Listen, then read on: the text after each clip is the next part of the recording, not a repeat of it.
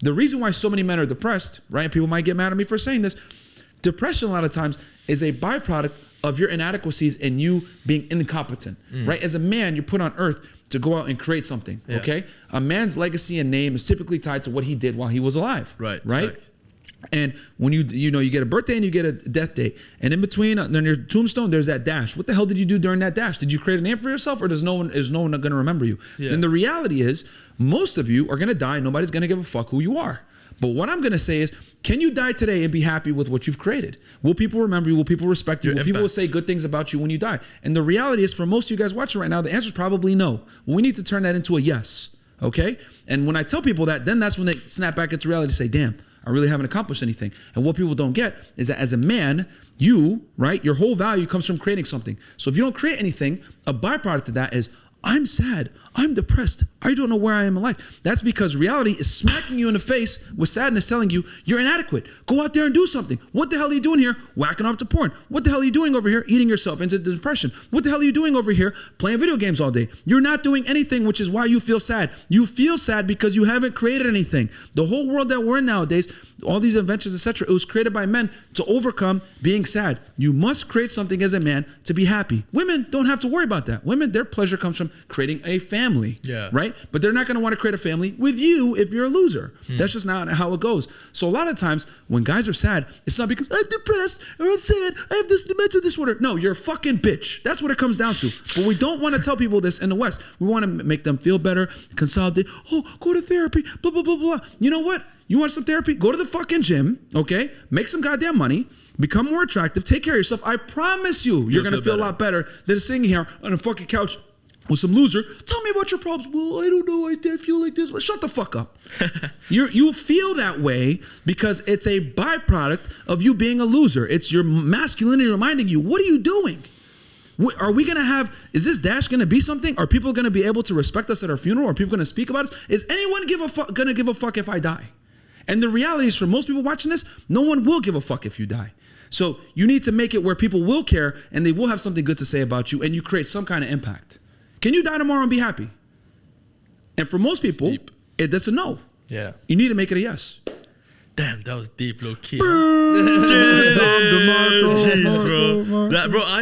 bro. I got a bit tense, bro. Like, you could die today and they'll forget you. And it's actually true, you know what I mean? It's the truth, man. So now you want to go get it, right? I want to go make some money, man. I want to go do something. I want to go create something right now. But honestly, that's spot on. Amazing. But I get criticized for that a lot, saying that the gym is better than therapy. But for men, that's really the case. I don't think therapy is necessarily bad, though. It's not bad. A lot of people do need if you have actual trauma, stuff like that. But I say that because it's also necessary. It's you can afford it. It's necessary to be somebody of action and to do something. The best use of your time is to go and make your life better. True. Sitting down on a couch and talking about your childhood and how, like, I got hit, I was beat, and I'm not sure you're 30. Like, why are you still talking about your childhood? The best use of your time is to do something that's going to make you better. And most often, that's the gym. You're going to be tired afterwards. There's going to be long-term effects. Just to play the devil's advocate, though, do you think that some people might have unresolved issues, like they would need to work out? Let's say, like... Even if that's true, what's a better use of your time right now? Talking about it or doing something? Yeah, but I guess for in this example... that person, let's say he can't necessarily, or like let's say if he goes to grind, he's just thinking about these, or in the background subconsciously he has these issues that he's trying to work. But you still think about it even when you're in the gym. That's actually what I noticed is, like, when you have these problems, you lift harder, you lift heavier. You lift harder. Like that last rep is like you're thinking about that shit, like fuck, and then that pain makes you stronger. You can use your trauma to make you a better person. Yeah, no, that's definitely true. But I do think that definitely you're right when you say that happiness is a byproduct of working on yourself and growth. But it begs the question. I know a lot of people who are successful, you know. There's a lot of celebrities who have committed suicide. Of course. Sometimes I wonder, that's like really when I wonder, like, you know what I mean? Like, this person had a lot going on for them. It's not like they were nobodies. They had a lot of people that cared for them.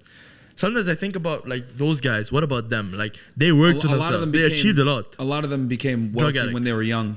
That's another thing too. Like, a lot of these guys that go crazy or whatever, or do something to themselves, they became wealthy young. Which I think, honestly, I think it's so important for guys, like, especially in their youth. Like, you really have to suffer because you can't appreciate the sunny days if you've never been through the rainy days. Yeah. You can't appreciate the light if you haven't been in a dark place, which is why suffering is so important. You need that polarity to experience, because if you've never been through any type of adversity, you're not going to appreciate when things are good. True. You know what I mean? So like now, right, I have this like a very strong semblance of like what suffering is versus what not suffering is. So I appreciate the days now a lot more than had it, let's say I had got it when I was young. And that's where it comes into where young guys, right? Let's say you make your money. I'm not saying if you're young and you become successful, you're fucked. I'm not saying that. But you need to really be a little bit more aware of the fact that you're going to have to push yourself a little bit more. You know what I mean? If you got it when you were young.